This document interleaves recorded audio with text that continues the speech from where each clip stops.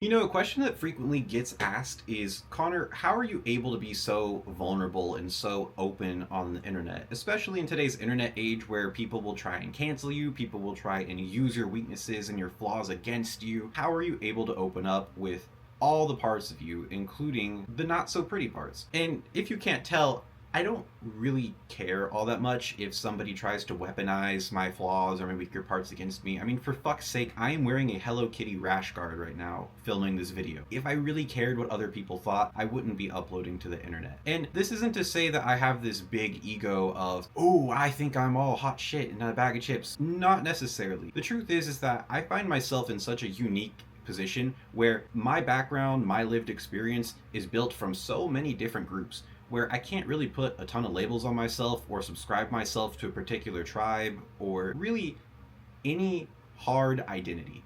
I am just me. I'm just vulnerable, I'm just authentic, and I'm showing up as a real person on the internet in an age where everything is sensationalized, everything is blown out of proportion. You know, I don't really give a shit about being an influencer. I don't really give a shit about being the next big viral phenomena. If I have a video blow up, that's great.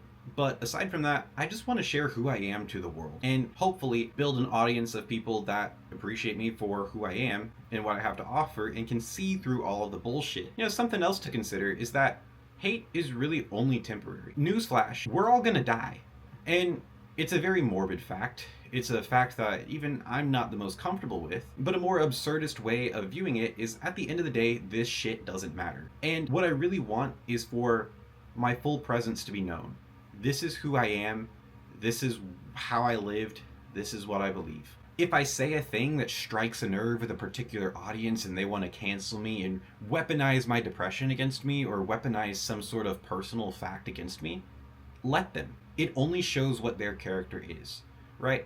That doesn't define who I am. And so that's why I don't really take things personally. So if you're somebody who maybe you want to post content, maybe you want to share things with the world, and you're being held back from the what ifs or the idea of, oh man, what if these people say these mean things about me, or what if I get hate, or what if I get canceled? My advice is just post the fucking content. To be cringe is to be free. And I would rather live a life led authentically than try and put myself into a box of somebody who I'm not just to try and be more digestible.